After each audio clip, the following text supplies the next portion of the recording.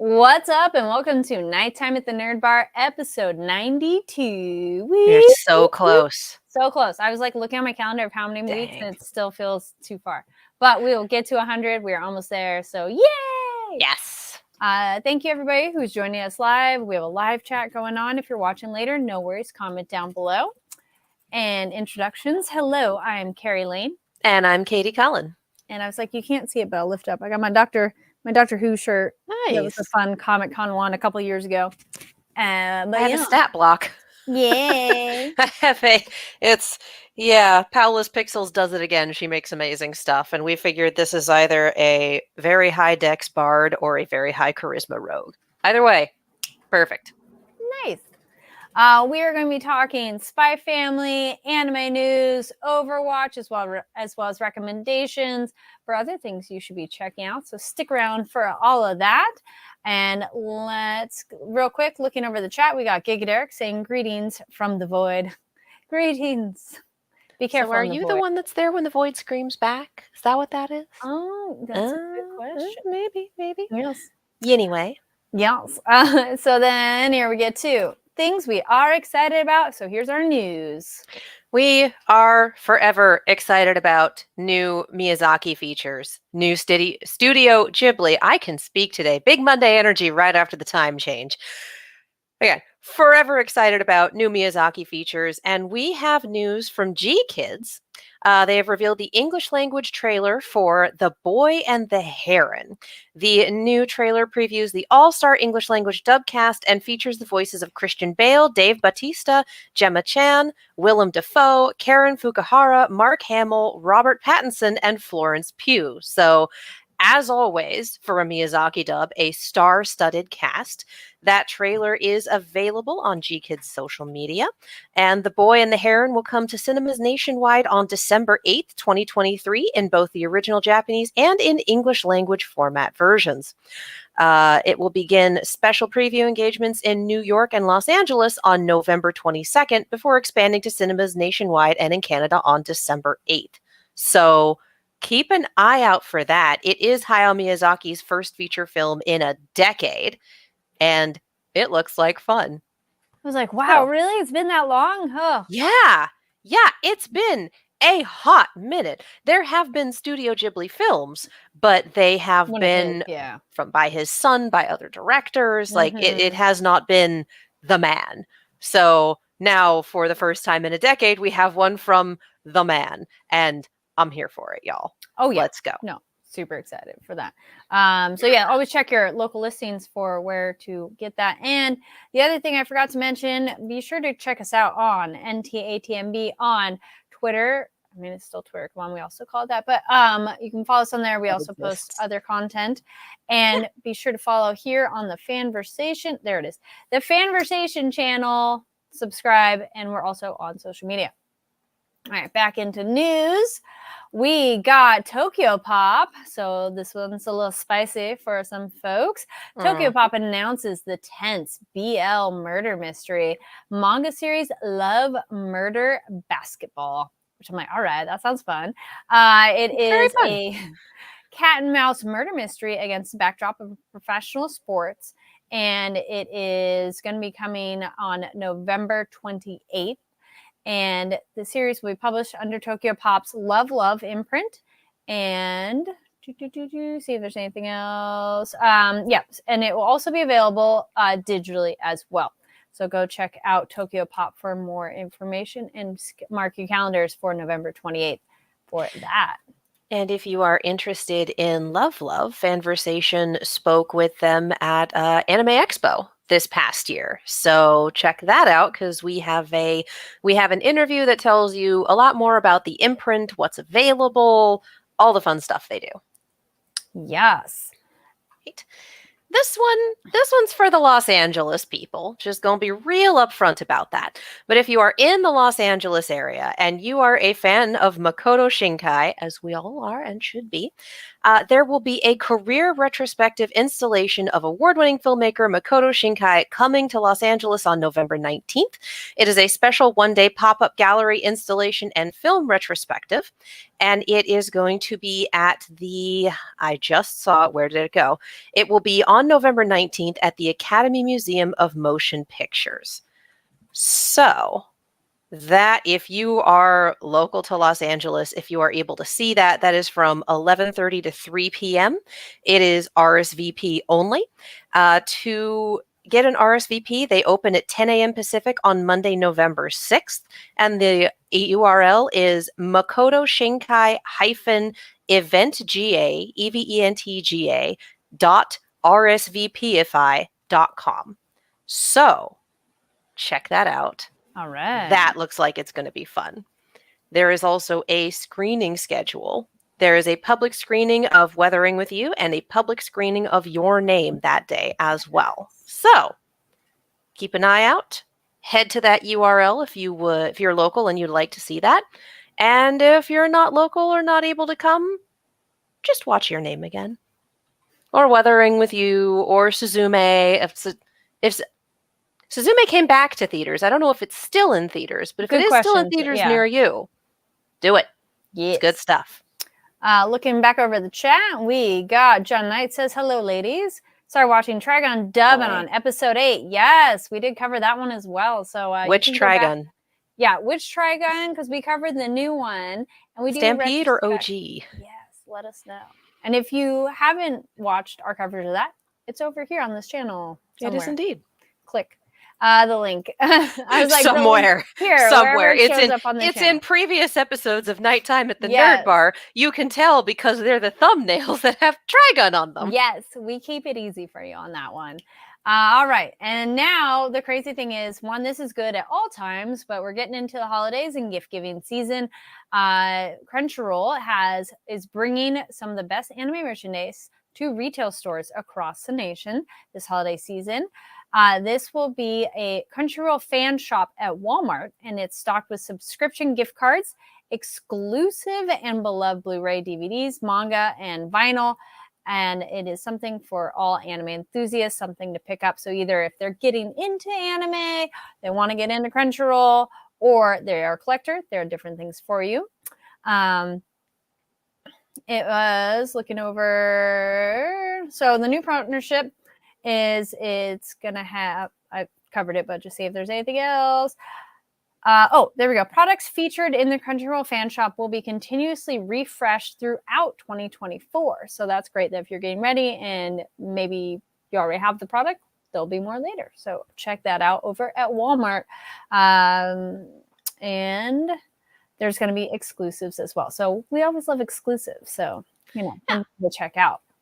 And what I like about this is it's not always, if you're outside of a big city, it's not always easy to get merchandise where you are. It's not always easy to get physical stuff. Delivery costs an arm and a leg and half your soul. It's difficult to get things. But sometimes, even if you're not in a larger city, you still have a Walmart, because Walmart, like Starbucks, is fairly ubiquitous. So this is the sort of thing where, in partnering with a larger store like Walmart, they are able to bring anime stuff to people who may not have as easy a time getting their hands on it. I'm speaking to the adults in the smaller cities, but I'm also speaking to like the teenagers. I used to walk into my local little teeny manga shop in my local mall, and that is where I would get manga, and that was kind of the only place. So when that went under, I was slightly up a creek at the time because Amazon was not as big at that point as it is today. So the fact that Crunchyroll is working with infrastructure and retail stores that are already in place to be able to bring this to people who might otherwise not have the easiest time finding it. And it's also the sort of thing where you want a specific thing. Your parents aren't super versed in what you like, but they're trying. They're going to Walmart. You can put it on their shopping list or send them a picture. They see it at Walmart and they're like, oh, hey, that's the thing that my child likes. I can get that for them. And that works too. So that's what I appreciate about this sort of partnership. Yeah. Ease of access to anime now and manga is amazing, and I like the more people we can bring into the fold, the better. Yes, don't have to hike to Media Play. Don't have to I miss Media Play. Don't get me wrong, but streaming is crazy, you guys. Definitely a different world. Oh, yeah. Looking back over the chat, John Knight says the 1998 version. Well, Oh, we do the classic. talk about that too on our coverage. Oh, So, gee, yes. I appreciate it so All right. much. And then we got some more news. We do. Continuing on with Crunchyroll and anime merch and things being available, I'm going to pronounce this wrong because I have never once in my life pronounced the name of this series correctly. So, everyone in the chat, get ready. Crunchyroll Store exclusive Code Geass Collector's Edition Blu-ray box set arrives December 5th. We are going to put some pictures of this on our Twitter because, oh my god, it has a chess. Includes every episode, multiple movies, 5 OVAs, replica chess set, a necklace, and more. This thing is about yay tall from the pictures. It folds out. It is absolutely beautiful. There's photos of the chess set like this. If you are a fan of this show, this is the sort of thing that you need to get your hands on. If you have a friend who is a fan of this show and you're like, I want to treat my friend and get them something real nice, this is something you can get your hands on. It is available at the Crunchyroll shop, or rather, it will be available at the Crunchyroll store starting on December 5th. Said it fine. Yay! The first time in my life I pronounced it correctly. A winner is me. Anyway, this is available on the Crunchyroll store starting on December 5th. Again, when we talk about our holiday gift giving options, this is one that may well arrive at your place before your gift giving holiday of choice. If it does not, or if you're doing a birthday or something earlier than it comes out, my recommendation is always print off a picture of what you are getting the person, put it in a card, give them the card as the gift, and that way they go, oh, there's something on the way when it happens, when the USPS brings it to my door, when it's available. So always, always recommend that for your pre-orders if you're gifting a pre-order to someone, or if something just doesn't arrive on time because shipping gets a little hinky sometimes. So that's definitely one where print out some of these pictures, put them in a card to give to a friend. They will lose their minds knowing it's on the way. This is beautiful. You are muted. Thank you. I'm like, do that when I'm drinking my beverage. Don't need everybody hearing all that. But then I'm like, oh yeah, that. Yeah, Crunchyroll posted some video of it too. So if you want to see like a video of opening it up, it looks really cool. It's there as well. Oh my god, on their social. Yeah, it's fancy.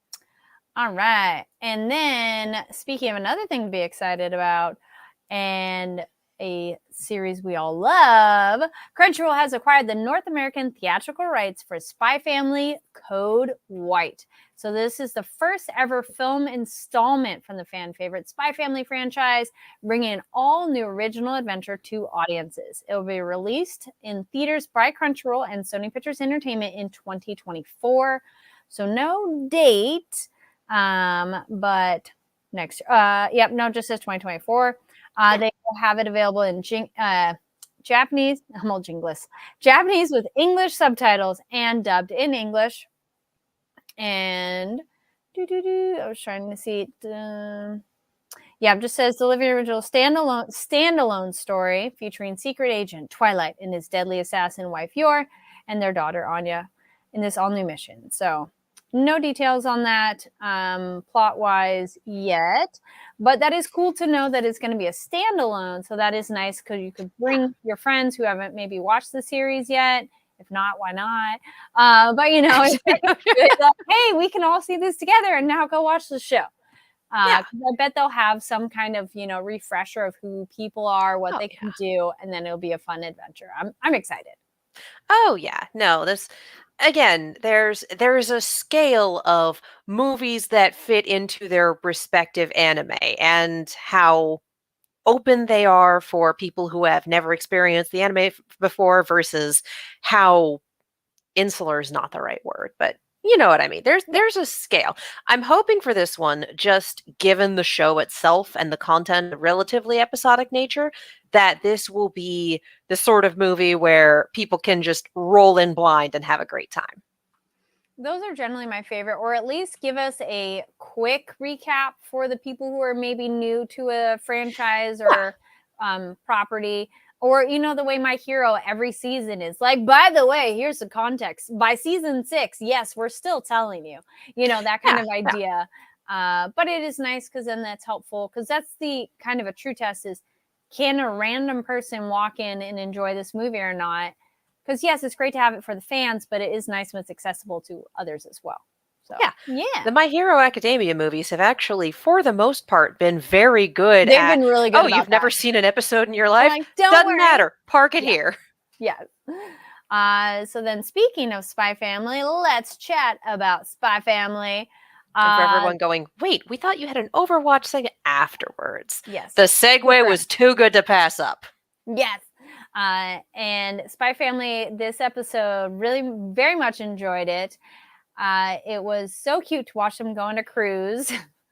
I was thinking of you because you like these contiguous plot-heavy episodes. Yay! And I was like, oh, it's a contiguous plot-heavy episode starting off an arc. Carrie's gonna love this. Yes. Also, I love cruises, so I was excited for this.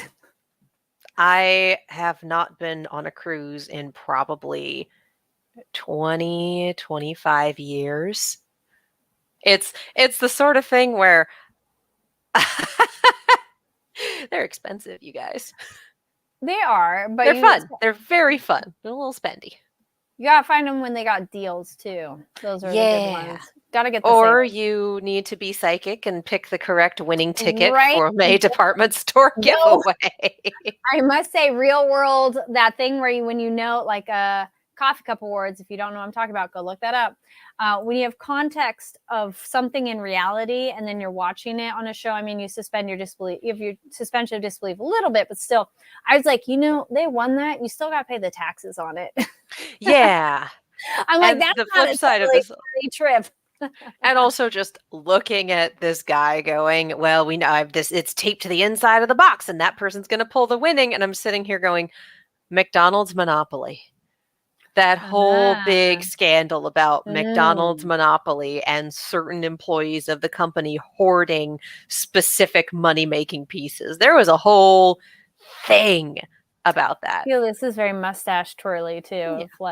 Yeah. But that's also why they do the big, whenever you're applying whenever you're, putting your name in a hat or whatever for a prize, it's always, are you or anyone you're affiliated with, any family members, close friends, etc., employees of the company, because that does make you ineligible to win. Yep.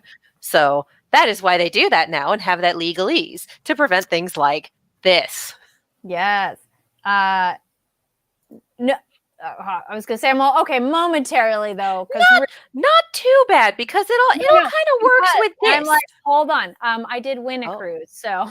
Oh well, okay then. On a cruise, it was playing bingo, and this was one of those it was fun to play bingo. Anyways, you paid to play, but it was entertaining. It was like a full room, so and you had like you put in your ticket every time, and they called the person. This is like the last day of the cruise. So it's like, the prize is a cruise.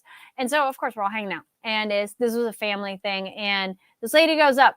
She didn't have the ticket. She apparently just like remembered the number or something. And they're like, well, you can't prove it was your number. So we can't give it to you.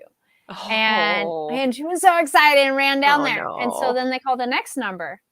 And it's my number. And I'm like, oh, and it's like, that's your number. And I'm like, oh, I'm not going to get excited yet until they verify. Yeah. So I like walk down there and I'm like, yes. And like, yes, you want? I'm like, okay, yeah. Because it was one of those like, I just witnessed that, and I'm not going to let that happen to me. No, but it was awesome. It was fun. And yeah, it was not a completely free cruise, but very much discounted. And you just pay the taxes and whatever port fees. But it was awesome, but it was one of those, it wasn't a rigged game, but it sure felt awkward of, there's some circumstances at play here. Yeah, my dog's all excited about it. Yeah, see, she's excited about it too. But anyways, I do love cruises. If you've ever been on a cruise, let us know what have you been on and what did you like or not like about it. I know it's definitely not for everybody, but that was my tangent on it. The one that I went on was in the mid-90s. It was a cruise line called the Big Red Boat, which has been defunct for a while. for Mm. reasons. I was gonna say, I'm like, I don't know that one. Mhm. They had a Looney Tunes license, and we were Oh, down in the okay. Bahamas. So my immediate family, my cousins, and my grandma, all of us, so about 11 people, which is a lot for a cruise. And just, oh, unlimited ice cream. Oh, my little brother falling asleep before dinner every night because dinner was always at like 8:30 p.m., which is late when you're 5. Oh, it's just, and I remember Tweety Bird teaching me to do the YMCA. So Aw, that's cute that though. that is how I learned the choreography to the YMCA, was a very large Tweety Bird teaching me. Nice, nice. Yeah. Well, then speaking of the fun of the cruising and all, what did you think of the episode? I think the representation of the cabin size was accurate. Just from what I remember. Yes, yes. I'm like so excited. I'm like, girl, that's what a cruise like. Unless you're paying for a suite, nah, it's small. Like you were literally in there to sleep, and the bathroom is like, and like just as small. So that's But my just advice. Just get the small room. You don't need. You're going to be doing other stuff anyways. but just there must be a mistake. We seem to have walked into a prison. Like, no, this is what third class looks like. Yep, I appreciated that. I thought that was so super funny. No, I've never been on any of the fancy enough cruises where like different levels were different, like accessibility things. Though we get the mafia lady who says it would only be the common areas where people get together that you'd see them. Yeah. But I liked her. I thought she had a very level head on her shoulders and was a nice lady. And I liked, remember we were just saying Yor needs to have a friend. I felt this was so fun to watch Yor just hang out with another woman her age, even though Yor's not exactly, I mean, she's a mom. Yeah. But, hanging out with another mom and just chilling and getting cute with her like sun hat and glasses. But man, I'm sitting here going, and she spelled her own doom. Gonna miss her.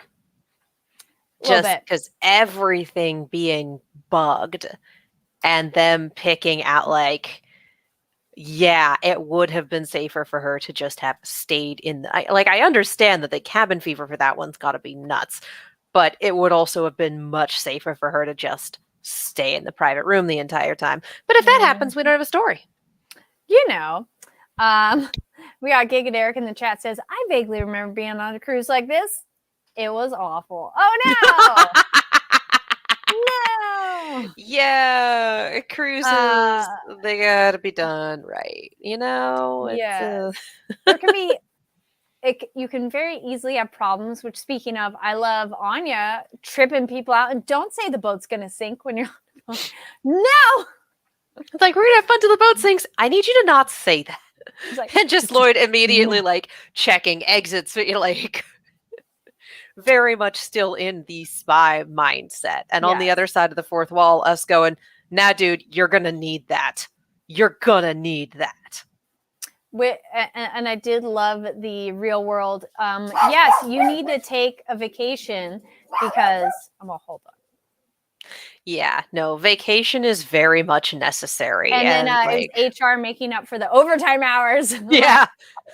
Like, that's real. We're trying to cut back on our draconian overtime policy. It's like, yeah.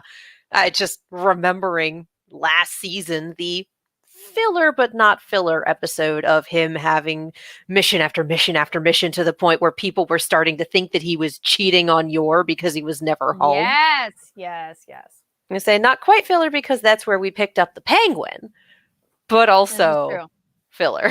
Yes. So if anybody didn't see her, this is the yipper yapper over there of yelling at everybody outside. I'm like, shh, it's okay. And poor Bond, speaking of dogs, Bond having to stay home and Frankie had to be babysitter. Yeah, I like that, like babysitting. So letting the viewers know, don't worry, Bond is being taken care of. So like 3 days and 2 nights, the dog is being taken care of. The boofer will be fine. Yes. Good. Hopefully the ship won't sink because that'll be a problem for the assassins as well. Yes. What else was the gardener? Yes. Which is also that voice that I love that guy, that voice. So Not necessarily the character, but I'm like, hold on, I will Oh, find yeah. the voice. But I was Oh, like, yeah. that guy. It's just very much like, oh, I recognize that and I like that. Yes. Yeah. What an He's excellent interesting. character. Yes. That's so much fun. And knowing that yours manager at her city hall job is in on this. Like, okay, she might actually have this city hall job because that manager is in on this. And it's good to have Mhm. someone at hand and readily available. It also makes me wonder what the other assassins in this little cadre are called. If he's the Yes. gardener and Oh, everything is shopkeeper. plant, He's called the shopkeeper. the shopkeeper. But All right. I was wrong about that. Well, it says he's called the shopkeeper because along with Garden, he runs the shop. So his Ah. real name's a mystery. Make sure So you don't run into spoilers. I know. I was like, Yeah, it's kind of hard to be I like, want- just that tell was me it, who but I was voices trying to him. find the actor's name. Just tell Okay. me who voices him. Come on. Yep.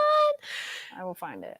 But yeah, he's what an interesting character. And I Yes. really do want to know what the other assassins in this cadre are named then if we've got this gardening theme going on and yours the Thorn Princess. Like, what else have we got? What are the other names? Any of the other names? What is your flower themed assassin name? Leave it in the comments. Let's Yes, go. here we go. I got it. Tag yourself. I'm Deadly Nightshade. Oh yeah, what is That's just the easiest one to I was like, take, that's the though. That easiest is one, the though. I know. lowest hanging fruit. Like, oh, what's your assassin name? Deadly Nightshade. No shit. Yes, Like, Venus for real, for flytrap. real. You know, I feel that's That the other one. too. Yeah, That that's another too. easy one. What's your assassin name? The Pitcher. Like the no. Like the thing that Victory Bell is based on. I love pitcher plants. They're messed up. Depressed trowel. Depressed trowel. From That's Giga not an Jerk in the assassin chat. name. That's the guy who does the paperwork. Yes. Okay, I found the name. It's Junichi Suwabe. He is voice of Archer from Fate Stay Night is the biggest one. And a bunch of other things. And it's like, yes, that is the daddy voice. But I made a video on my TikTok that I'm like, wait, I recognize his voice. And yes, he's one of the few that I'm like, it's a good voice. Anyways, Yeah, that's fair. I want to know more about the organization, like you're saying too. And it's interesting how well your fits in there too. Of like, this is so pretty and flowers and things. Okay, we're pruning things and keeping the world beautiful. Yeah. Okay. And then dodging the shears as they come at her, like, oh, that surprised me. Yes. I'm like, with my you would have heels. just stabbed her in the damn head, dude. Yes. What the hell? Yep. But also, you're seeing Yuri on the train, going, wait, no, he is an adult, and I'm married now. And I have my like a government job. Do I really need to keep doing the assassin gig? Like that's the question. Does she like it? Like, does it give her any sense of fulfillment? Does maybe being a bodyguard, will she enjoy this more? You know, like maybe. Like Yeah. it goes against the fun of the premise of the series is spy, assassin, psychic. Yes. Like that's what makes it great is that all of them have such varied secret lives, as it were. Mhm. But a psychic is just what Anya is. It's not something she has any control over. True. Spy is what Lloyd is driven to be. Like he made this decision because he saw how war affected his country and he wanted to prevent another one from happening. Assassin is a job. It's not a vocation. It's not a calling. It's a job. It pays nice. She was able to feed her younger brother. Yeah. It's a job. So I just find that really interesting. Yeah. That like I don't want to call it a different approach, but all of their roles, how they differ between the three of them. Mm-hmm. Yeah, I don't know. I feel it's going to be one of those, either she won't do it and then go, oh, I kind of miss it. And she'll want to go back or something. Or she might have that aha of, oh, yeah, no, I like this and I'm good at it. Because she's good at it. Because that's the other thing, too. Like, when you find that thing that you're also just really good at, you almost then just keep doing it because you feel good because you're like, oh, this works. This, like, isn't a struggle, you know? Yeah. So, yeah, we'll see. It clicks. Yes. What are the other things that were trying to remember anything else that stood out that's funny? I did like the other people involved with the initial meet and greet that they're kind of looking you up and down of really this is going to be enough. Yeah, the guy who's playing the husband going, Yeah. And then the other two people are just normies here Yeah. to sell the part. Like, Yeah. okay. So yeah. And yeah, we see that I assume that all of these hitmen are working together if there's judging from the trailer for the next episode. If we have one dedicated person doing the listening. Maybe he gets a finder's fee. Like everybody, like all the assassins are all, yes, we will employ your services. Yeah. But then it'll probably be every person for themselves. It could be either way. It could also be like this bounty is so high that it will be worth it for all of us to split it if one of us gets the kill. Yeah. Like they're just going to work together and make sure it happens. But it's not going to. I'm sure it'll be every man for himself except for the radio guy. Yeah. I think Yor will still be able to. Or we're going to. And the funny thing is, Lloyd has seen her do weird shit. So, but that was when she was drunk. So I don't think she was aware he saw it. So. Yeah. But it's also one of the, like, people sometimes just do crazy things when they're drunk. And it's like, okay, my wife is a drunk kickboxer. That's good to know, I guess. Yes. And skilled. And skilled. Very skilled. Yes. So that, like, I know we're in one of the more serious arcs, but I don't see this having the same stakes, as it were, of the Bomb Dog arc, because that one really ratcheted them up. Yeah. This one, I think our stakes are going to be less, can Yor succeed, and more, can Yor succeed and keep the secret? Yes. Like, I think is going to be that's going to be what complicates matters. Yeah. And her having that moment of, my family's not real, but how important it is to her. And I think she hasn't thought about that. And that was really sweet to see her going, the blush, like, oh, but they are my family. Yeah. Like, my family's just a cover, but are they? Yeah.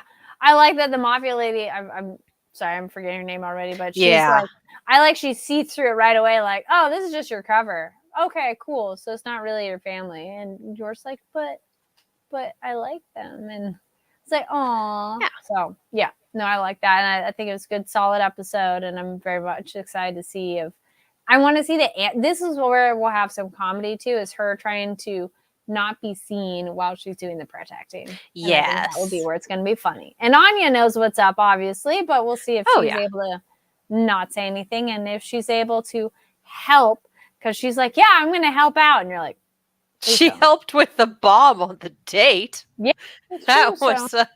We shall see. Is there anything else we covered or missed? I mean, that you wanted to mention, or no, it's pretty straightforward, I think. Yeah. So if there's any moments that stood out to you, let us know. Leave a comment down below. And also, legit, what is your garden assassin name? Yes. What is your garden assassin name? I would have to we've hit all the bottom of the barrel stuff. I'm sure you guys can come up with something a little more creative, given a little more time. Yeah, I bet there must be other poisonous ones where it can be a little more subtle. Not even just Thorn Princess. Thorns aren't always a good one. I like that. Poisonous, dangerous. Yeah. Yeah. No, I'm like. Something nettle, prickly nettle. Stinging nettles are a type of plant. But again, that's down there with deadly nightshade, Love it.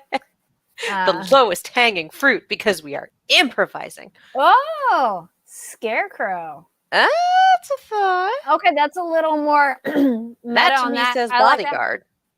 Yep, that works. Alrighty.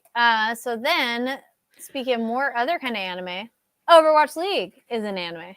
Special edition, because BlizzCon was this past weekend, and BlizzCon, not always, but sometimes, means Overwatch World Cup. And it also means so many Overwatch announcements, you guys. My God, that panel was an hour long, and there was so much in it.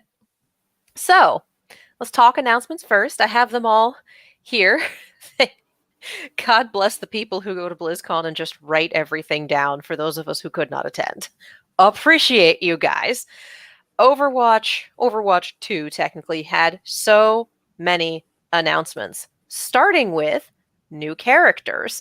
For those who have been paying attention to the Overwatch lore for a little while, who have been reading the side stories, who specifically read Batiste's side story because it was well written and a lot of fun, you may already be familiar with the hero that just dropped, a hero that we've been waiting on for a while and whose kit they've been workshopping and reworking, and they wanted to take extra time, and they swapped his release with Ramatra and had Ramatra come out first because they wanted to take more time on Malga, who is a tank, huge Polynesian guy, looks amazing. And his kit is very much the definition of I'm not stuck in here with you, you're stuck in here with me. Was this the one that was like, he's like Maui? No, the guy, yeah. And it's like, I saw the announcement that was like, you're welcome. Oh, yeah. I did see that. From again, he was originally introduced in the short story that they released for Batiste, another character. You know, all these Talon healers, all these evil people. Batiste is former Talon and got out. And Malga is very much still Talon and having a great time. Just in his lane, moisturized, having a wonderful time, just killing people. He's doing great. He's doing great. He has 2 hearts. They implanted a cybernetic one. Yeah, no, Overwatch lore is buck wild, y'all. Like, this is just kind of like, oh, 2 hearts. Okay, cool.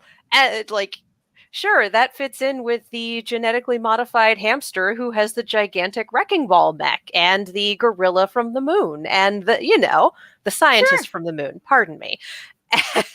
Overwatch lore is nuts, you guys. Eventually, we're going to hit a tangent corner where I just lose my entire mind about it. That's not going to be today. But we do have Malga. Tank role. Looks like he's going to be a lot of fun. He is dropping next gameplay season. So, yeah, voiced by Doggy Kruger actor John Toole. I butchered that sentence, but thank you. And he does an excellent job. Okay. Oh, now I know who. Yep. Now I know who you're talking about. It took a minute. But yeah, he is dropping next season. So if you are the type of person who wants to wait for something big to happen to purchase the Battle Pass, he's pretty big. He's pretty big. So if you are a Battle Pass buying sort of person, this next season might be a good reason to do so. They've also announced 2 more heroes coming down the line, a damage character named Venture and a support hero with the codename Space Ranger. Both are slated to drop next year, with Venture looking to be season 10 and Space Ranger looking at season 12. So we got some time.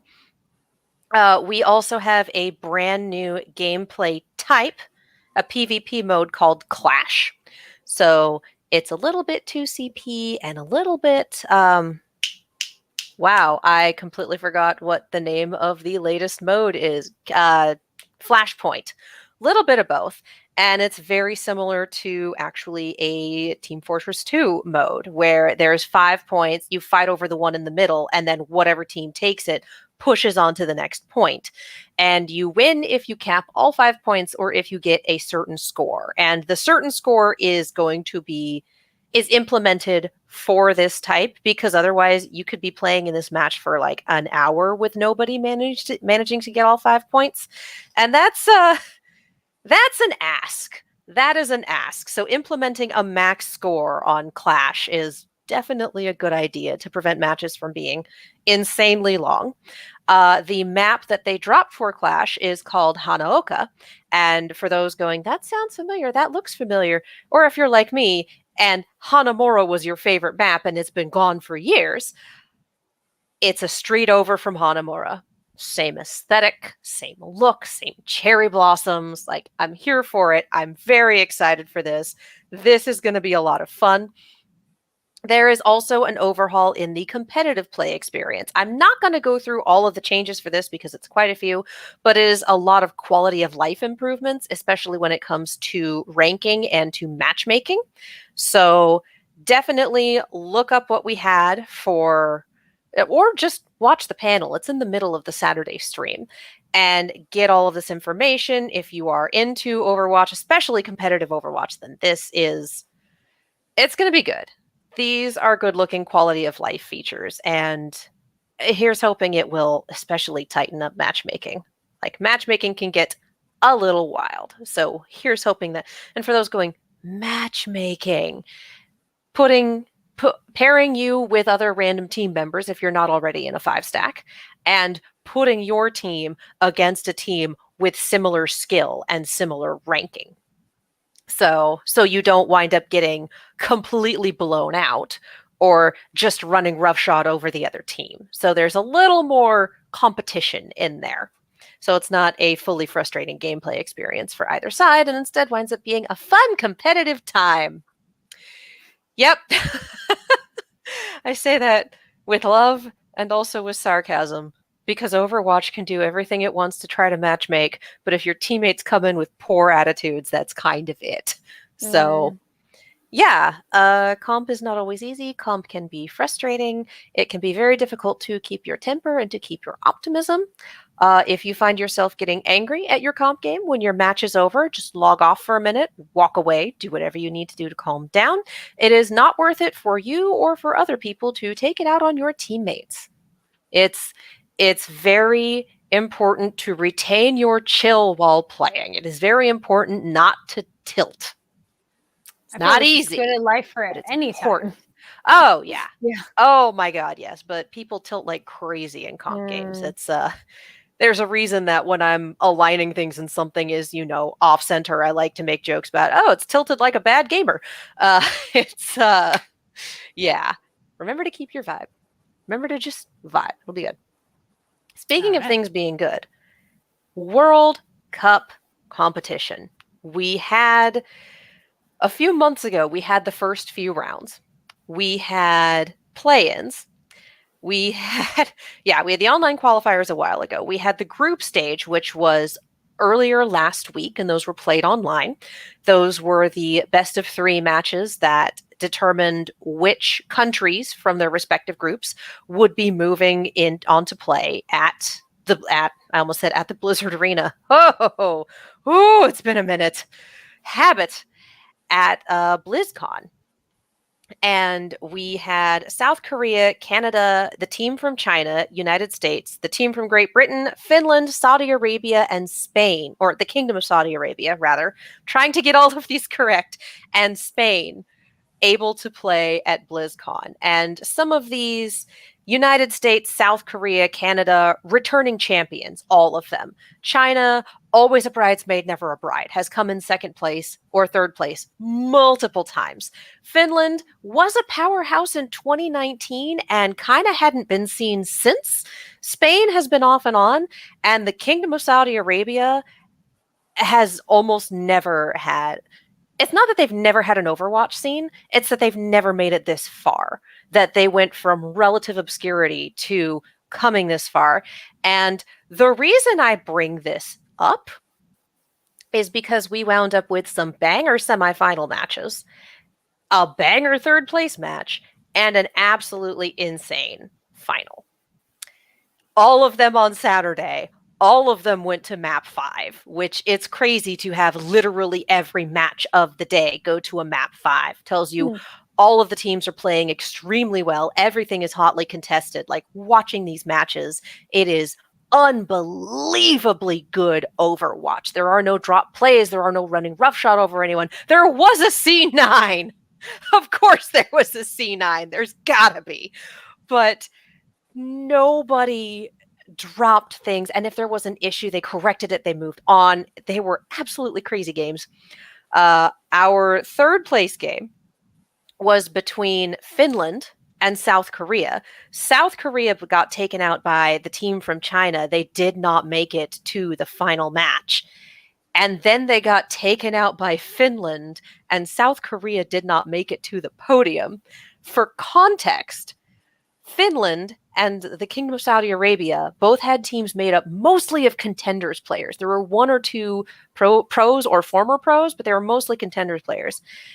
The South Korean team and the team from China were both stacked with extremely well-known, extremely talented league players. These were the teams to beat. These were the teams that were doing gangbusters and had all of the best names behind them. So then South Korea, who was a lot of people's favorite, again, given the lineup, knocked to the third place match and then knocked out completely by Finland, which gave Finland the bronze and gave us the team from China, always the bridesmaid, never the bride, and the Kingdom of Saudi Arabia coming from absolutely nowhere, the dark horse, in the finals match.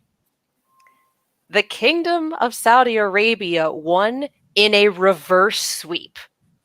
Reverse sweeps at the highest level are so hard to do. Where the previous match, Finland nearly reverse swept them to head up to the finals. So again, just watching this go down, watching people play out of their minds, watching the crowds screaming and people crying when their teams won. It just absolutely one of those. I wish I could have been there, you know, like I miss the Blizzard Arena. I love watching Overwatch with other people. This was beyond incredible. And to watch both the team from China and the Kingdom of Saudi Arabia teams play out of their absolute minds, like it would have been an incredible narrative for either of them to take it. It would have been a fantastic story. But China remains always the bridesmaid, and the Kingdom of Saudi Arabia took their dark horse run all the way to the podium and the trophy. Congratulations to everyone who played. What a fucking amazing day of Overwatch. Just unbelievably good. Like, if you've never watched competitive Overwatch before and you're thinking, hey, you know, I'd like to see what some good play looks like. Katie keeps going on about this, and maybe I'd like to give it a try. Any of those matches from this past Saturday. Just sit down, take a look. We have excellent casters. We had some of the funniest casting I've heard in a while from Uber and Mr. X, because sometimes you just get fun little stories interspersed when there's nothing happening on screen, when there's loading time or waiting or in between fights.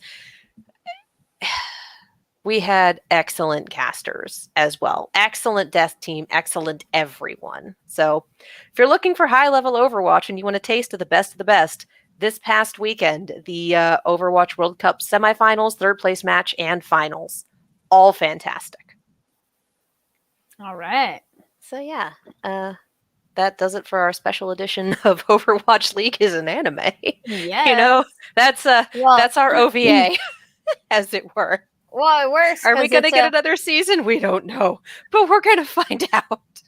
But it was a recommendation of something to check out, which leads to our last segment of other stuff you should check out. These could be books, movies, shows, everything in between and all that. So if you have something that you're, some kind of media content, whatever you're consuming, let us know about it. Leave a comment. I am only about halfway through, but I'm really liking Fall of the House of Usher on Netflix. If you are a Mike Flanagan fan, I'm really liking, actually, I think it's Michael. Sorry, either way, Flanagan. Yeah. If you are a fan of the original Haunting of Hill House, it is a little more on that vibe, which I like a lot more, because each season are, you know, different, not really connected, but a lot of the same actors, but they're very different tones. So I'm liking this one so far, as it's very gory. So that's the other thing. If you haven't seen any of it, any of those series, it's very gory. It's not too spooky, but lots of tension, though my tolerance for horror is very high. So, you know, some good kind of jump scare, but kind of typical where you'd expect it, but in a good way. It is that tension. It is a bit psychological because there's a lot that you're like, what's happening? We'll see how it wraps up. But right now, as someone who's halfway through, I'm like, okay, I'm excited. This vibe is back, and it came out, I don't know, a little bit ago, just in time for spooky season. But I'm glad to finally be catching up with it, and I will let you all know what I think when I'm all done. And I'm excited to go back, and I'm like, I'm ready to watch another episode. Right. So that tells you something good when you're like, okay, what happens next? Like, you know, shit's going down, but how does it go down? So yes. It's like, yes, I am invested. You're like, yes. Tell me more. But yes, Katie, what about you? Well, gee, I watched Overwatch all week. Hey, that I, works so too. I watched Overwatch all week in between working on my NaNoWriMo story. So, like, I don't think there's going to be a lot of new media consumption for me because NaNoWriMo does take a lot of time. It's well worth it, but it's a lot of time. And for those of you going, what the hecky? National Novel Writers Month. The idea is you write 50,000 words during the month of November. Wow. It is not too late to join. Your local area probably has a chapter. And yeah, NaNoWriMo.org. It's a very good time. And it's for what? It's the 6th, right? Yeah. Yeah. Not too No, far. that's about Still we're early. about it's a little more than 10K words in. It shakes out to 1667 words a day. Which seems like a lot, but once you get going and once you start doing it with other people and doing word sprints, like it adds up very quickly. So Yeah. if you've got a story that you want to tell, if you just want to start writing a little more, if you want to form a habit, or if you just want to vibe with a lot of really cool writers in your area, NaNoWriMo is a really good way to do it. It's very cool. That's I've my not heard of that. recommendation. Write a story. Yeah. Everyone's got a story to tell. Even if you don't think it's good, who cares? Write it anyway. Nobody has to read it. It's for you. Yes. Looking in the chat, Giga Derek says rewatching King of the Hill and starting Ted Lasso. I love Ted Lasso. Have fun. It is an amazing show. It's so fun to go back after you know where things go. So much of it, stick with it because there's just so much that happens. And I didn't really watch much King of the Hill, so can't say much on that. Propane and propane accessories. That's all I got. I was like, yeah, I watched little bits. It wasn't my cup of tea. Also, it's like the animation style, but Ted Lasso, highly recommend. Then, we covered this too when we did Trigun, but John Knight points out this year marks the 25th anniversary of Trigun anime. I'd like to start watching the Trigun dub. Nice. That is one of the few dubs I am like a big fan of. So still my favorite anime. It is a excellent classic. Excellent show. And there's another recommendation. If you haven't watched classic Trigun, check it out. Yes. I'm particularly fond of the dub. It is an earlier, I want to say early 2000s dub, but it's solid. If it's 25 years, then it's late 90s, 1998. But yeah, it's a Pioneer dub, and Pioneer was like the quality dub company in the late 90s, early 2000s. I know it's like, oh, but yeah, some of them were rougher than others. Some of them we're still trying to figure out.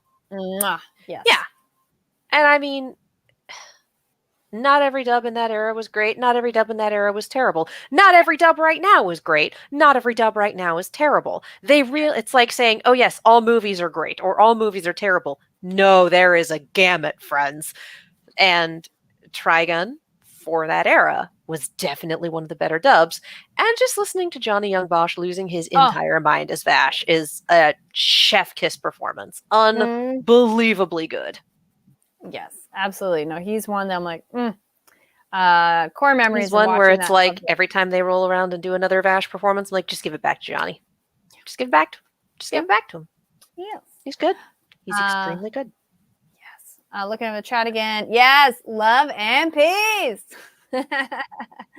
Yes. Alrighty. Well, thank you everybody for tuning in to Nighttime at the Nerd Bar. If you are new here, welcome. If you resonate with anything we're talking about, leave comments down below. We had a few different prompts and such. And I'm like, there's a few different things. So whatever you come up with better names than I did. That bar is not high. Like, come on, you got this. Yes. Katie, where can people find you online? You can follow me all over the social medias and on YouTube and Twitch at Kiaxet. That is Kiaxet. If you like reaction videos and seeing me ramble, they all kind of live on that channel there. I am also on a YouTube channel called Silver Screams. It is a horror channel. We talk about spooky stuff, and if you want to see me jump out of my skin, we do reaction videos there too. It's a good time. All right. And y'all can find me online. Oh, this way. I was close. I was like, yeah. Carrie D Lane. That's Karidlane across all social media platforms. Yeah, just lots of fun random videos on all those. And like I mentioned, they're mainly on my TikTok that I have some of the ones that are anime specific, where it is the voice actors or reviews. And speaking of voice actors, here on Fanversation channel, we have an entire playlist talking with voice actors. So if that's something you're interested in, check that out. Yeah. And make sure to hit that subscribe button, the like button, and go follow. There we go, over at NTATMB. That's on our Twitter. We'll post pictures of some of the different news things we've talked about on here. And yes, so just looking over the chat again. Thank you everybody who joined us live. And if you're watching later, awesome, welcome. And we'll see you all next week. Bye. Bye.